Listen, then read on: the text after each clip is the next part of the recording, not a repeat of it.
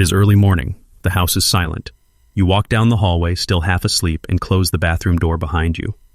Within seconds, you hear it.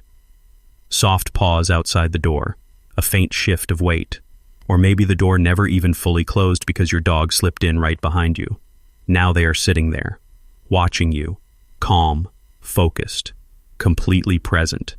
You move slightly, and their eyes track you. Most people laugh and say it is just love, or clinginess, or that dogs simply do not understand privacy. But behavioral science tells a very different story. That small moment in the bathroom may be one of the clearest demonstrations of attachment biology in your entire relationship.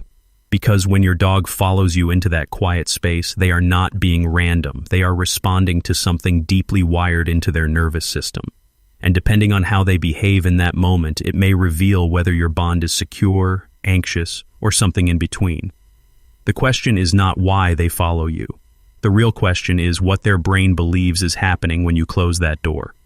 The simple explanation says your dog follows you because they are overly attached, or bored, or spoiled. But attachment and dependency are not the same thing. In psychology, attachment theory describes how mammals regulate safety through proximity. The theory was first developed by John Bowlby and later expanded through controlled experiments by Mary Ainsworth. The core idea is this: when an individual perceives uncertainty, they move toward a secure base. A secure base is not emotional weakness. It is biological regulation. In 2013, researchers at Eötvös Loránd University in Hungary conducted a modified strange situation test on domestic dogs. This is the same framework originally used to study infant attachment. The researchers observed how dogs responded to separation and reunion with their owners. The findings were clear, and many dogs show structured attachment styles that closely resemble those of human children. When separated, securely attached dogs displayed mild stress and sought proximity upon reunion. Anxiously attached dogs showed heightened distress even during brief absences. Now think about the bathroom scenario again. You close a door, your physical presence disappears. Your scent remains, but visual confirmation is gone. To the human brain, this is privacy. To the canine brain, this is temporary separation. And separation activates the attachment system automatically. This is not conscious decision-making. It is neural programming. Your dog is not thinking, I want to invade your space. Their nervous system is thinking, my secure base just moved out of sight. The behavior looks simple. The biology is not. Now let us move from theory into measurable data. In 2015, researchers at the University of Lincoln examined separation-related behaviors across more than 1,000 dog owner households. What they found was not dramatic panic in most cases. It was something more subtle. Door transitions triggered proximity seeking, not long absences, not leaving the house for hours. Simply moving behind a closed door was enough to activate attention shifts and movement toward the barrier. Even short separations produced measurable changes in behavior patterns. In another study published in 2019, researchers at Oregon State University measured heart rate variability in dogs during brief owner absences. Heart rate variability is a reliable indicator of autonomic nervous system balance. Lower variability often signals stress activation. Dogs with secure attachment showed mild physiological changes when the owner disappeared from sight. Their systems adjusted and stabilized quickly. Dogs with anxious attachment showed sharper drops in heart rate variability within minutes. Their stress response activated faster and recovered more slowly. And the bathroom is a unique trigger because it combines several variables at once. The door closes, your voice decreases, your movement becomes minimal, the acoustic environment changes. To your dog, the pattern signals uncertainty, and uncertainty activates the attachment system. But behavior is only the surface layer. To truly understand what is happening, we have to look inside the brain itself. Now we go deeper into what is happening inside the brain. In 2015, researchers at Azabu University in Japan made a discovery that changed how scientists understand the human-dog bond. They measured oxytocin levels in both dogs and owners before and after periods of mutual gazing. Oxytocin is often called the bonding hormone, but neurologically, it functions as a safety signal. It reduces activation in the amygdala, the brain region responsible for threat detection. It shifts the body from defensive mode into social regulation mode. When dogs and owners maintained soft eye contact, oxytocin levels increased in both species, not just in the dog, in the human as well. This created a feedback loop. Eye contact increased oxytocin. Oxytocin reduced stress. Reduced stress encouraged more eye contact. Now imagine the bathroom again. The space is small. You are seated. Your movements are slow. Your voice is softer. Your dog has direct visual access to your face without environmental distraction. From a neurobiological perspective, this becomes an amplified bonding moment. But there is more. In 2019, researchers at Linköping University studied long-term cortisol patterns in dogs and their owners. Cortisol is the primary stress hormone.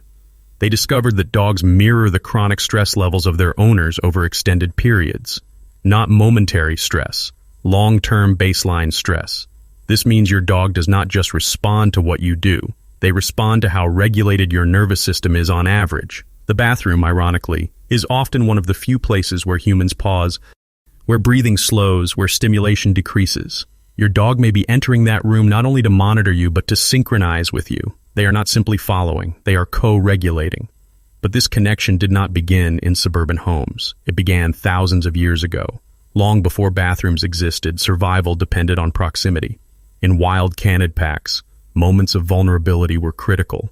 When a pack member was sleeping, injured, or relieving themselves, their ability to defend against threats was reduced. During those moments, the group stayed close. Protection was not optional. It was survival strategy. Modern domestic dogs still carry this ancestral wiring.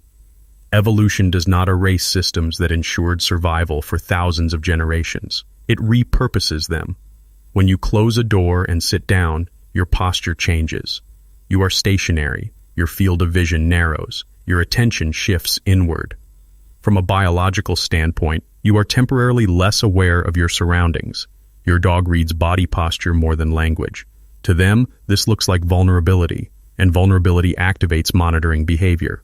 In evolutionary biology, proximity during vulnerable states strengthens group cohesion. The pack member who stays close increases collective safety. Over time, that proximity also reinforces bonding. This is why following behavior often intensifies during moments when you are still, tired, or physically lowered to the ground. It is not dominance.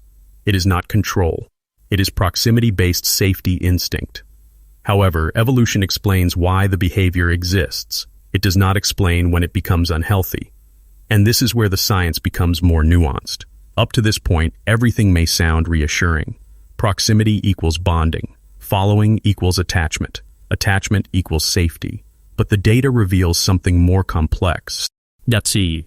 In 2020, researchers at the University of Bristol analyzed behavioral reports from more than 2,700 dogs to identify early predictors of separation-related distress. One of the most consistent early indicators was persistent shadowing behavior, not occasional following. Persistent tracking. Dogs that followed calmly and settled once near their owner showed stable stress markers. Dogs that showed agitation when visual access was blocked displayed a different physiological pattern. Elevated cortisol, increased pacing, vocalization within seconds of separation. The distinction is subtle but critical. Secure attachment says, "I prefer to be near you." Anxious attachment says, "I cannot tolerate you being out of sight." From the outside, both dogs may look similar. They both follow into the bathroom. They both sit nearby. But the emotional tone is different. A securely attached dog will lie down, muscles relaxed, breathing steady, eyes soft.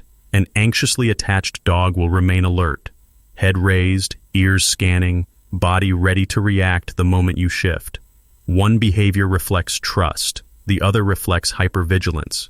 And hypervigilance, when chronic, keeps the stress system partially activated over time. This is where owners must look beyond the surface and read the nervous system behind the behavior. Here is the part most owners never consider.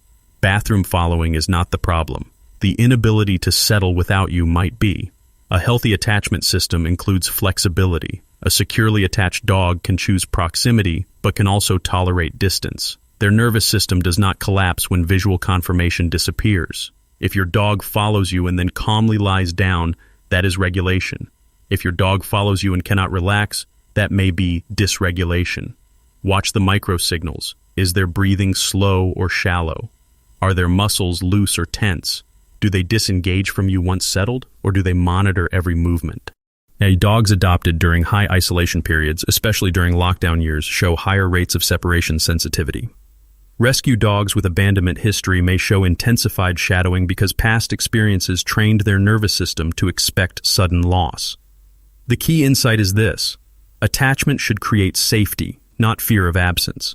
If your dog panics when a door closes, that is not loyalty. It is anxiety. And anxiety left unaddressed can lead to destructive behavior, chronic stress elevation, digestive issues, and immune suppression over time. Following you into the bathroom can be a beautiful sign of bonding, or it can be a quiet signal that your dog has not yet learned that separation is safe. The difference lives in the nervous system. So tomorrow morning, when you walk down that hallway and hear those paws behind you, pause for a moment. When the door closes and you see your dog settle on the cool tile floor, understand what may actually be happening. This is not about privacy. It is about proximity. It is about a nervous system that has learned you are its secure base, a brain that associates your presence with lowered threat detection, a body that regulates more easily when you are within sight. In many cases, that quiet bathroom moment is not clinginess. It is trust. It is co-regulation. It is thousands of years of evolutionary bonding condensed into a small, tiled room. But if you notice tension instead of calm, urgency instead of relaxation, take that seriously. Because what looks like devotion can sometimes be anxiety asking for reassurance. The goal is not to push your dog away. The goal is to build a bond strong enough that they feel safe even when you are out of sight. If this made you see your dog differently, tell me in the comments. Does your dog follow you calmly, or do they show signs of stress when you close the door? And in the next video, we are going to explore something even more misunderstood. Why your dog stares at you while eating, and what that reveals about resource security, hierarchy perception, and deep trust. Subscribe if you want psychology, not just pet advice. Because once you understand what is happening inside their brain, you will never interpret their behavior the same way again.